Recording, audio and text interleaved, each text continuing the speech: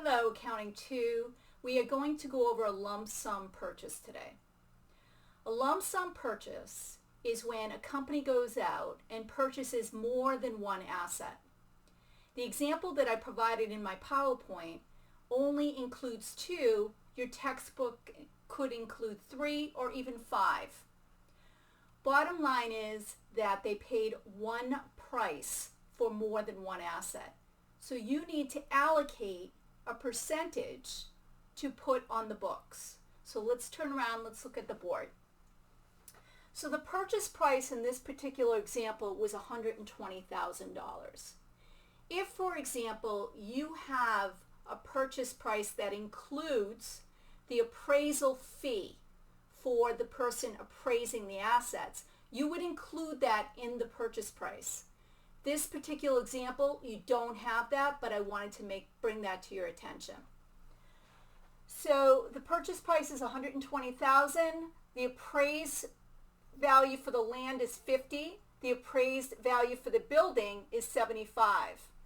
You would total those two together, 50 plus 75, so the total appraised value is $125,000. The next step you're going to do is come up with a percentage allocation. Let me show you how you're going to do that. So you're going to take the individual appraised value of the land, which is $50,000, and you're going to divide that by the total of the two, $125,000. Okay? And when you do, you will get 0.40, which is a decimal. You can include it as a percent as well. That would be 40%. Next one, you're going to do an allocation. So do them separately. You will take $75,000. You'll divide that by $125,000. Again, the total of the two. And when you do, 75 divided by 125 is 0.60. Double check your math. When you're done, you're coming up with a decimal or a percentage. It should always equal 1.00 if it's a decimal, or 100% if you're allocating with a percent. So you're finished with your allocation of the percentage. Next step. Now look at the purchase price.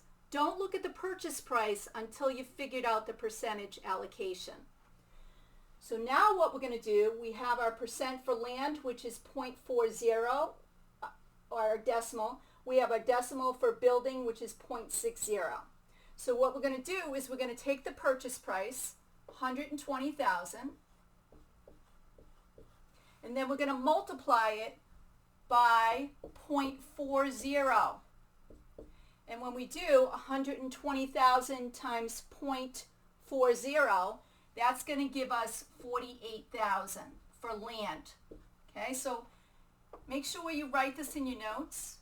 Okay, so the land, the allocation is 48,000. Now let's do the building next. The building, you're going to take the purchase price again, 120,000, multiply it by 0.60. And when you do 120,000 times 0.660, gives you 72,000. So the allocation for the building is 72. Double check your math. 48 plus 72 better equal the purchase price of 120,000. Now you're ready to do your journal entry. In the example that I gave you in the PowerPoint, they paid cash. When you work in the textbook, the company might not have paid cash. They might have issued a note payable. So instead of crediting cash, you will credit note payable. All right, so now let's put this on the books. We go over, we do a journal entry. Remember, list your debits first. So we list the land. We've got a debit of 48,000. Next, we're going to list the building, which is a debit. These are both assets. You increase assets with a debit, 72,000. And then we're going to put in our corresponding credit, which in this case is cash. Again, when you work in the textbook, it could be a note payable. So credit cash for $120,000. And that's it. You just did your allocation for lump sum purchase.